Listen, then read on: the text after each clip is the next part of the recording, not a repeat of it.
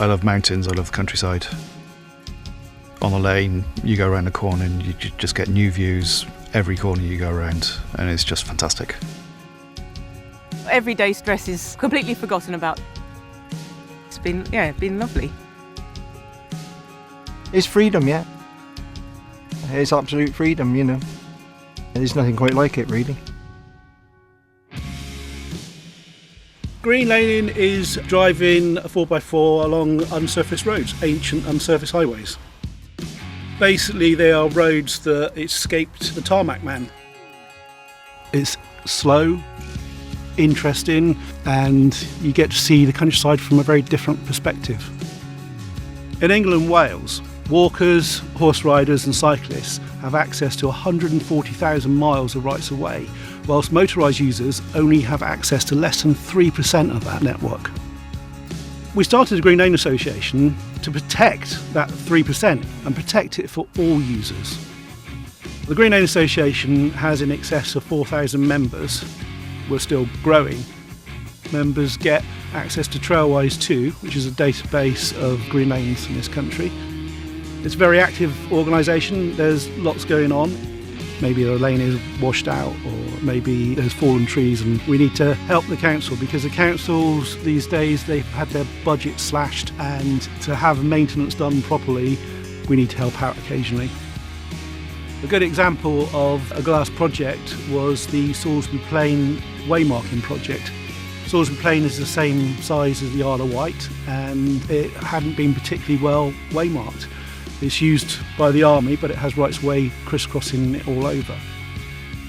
Glass got involved and worked with the Highway Authority and the MOD, and over a course of 10 years, we waymarked every single right of way. In 2018, I spent 9 months of my year travelling around in this Land Rover here. I got to visit lots of different terrains, meet a lot of new people, and also learn a lot about the country, its history, and see a lot of fantastically interesting places. To me, it's definitely freedom. It's also exploring, discovering and learning, really. It's something I've done all of my life, but it's more important to me now as I suffer from lupus, so I'm not able to hike like I used to. Trailwise 2 helps me to travel to new areas and be confident that I'm going to go somewhere that I'm going to enjoy, that's going to be practical for me and my vehicle, or whether I want to try something that gives me a little bit of a challenge. The user comments and the photographs make it really easy for people to go out there and have that confidence that they're going somewhere that's suitable for what they want to do. Glass members are really positive about Trailwise 2. Most of our members are 4x4 users and obviously motorcycle riders, but we do have members who are walkers and horse riders.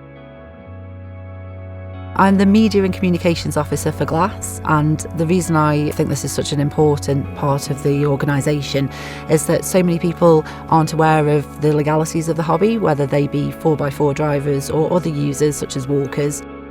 Myself and the area rep spend a huge amount of time on social media. We're really committed to making sure that you get all the news about what's going on in the laning community. Accidental and deliberate trespass and damage is hugely problematic to both local residents and councils. Glass are committed to fighting this and ensuring that we educate all drivers and also all users that we come into contact with. I've joined Glass because it's important to support an organisation that actually campaigns for something that we all believe in, which is an open countryside. But also it encourages responsible behaviour. What Glass does to keep the lanes open is a great thing, and I think that's worthy of support. Green laning is a great way to see the countryside. You've got the scenery, the views, you go to places you probably wouldn't normally think of going to, you've got the wildlife, the flora and fauna. There's just so much to see and do while you're out.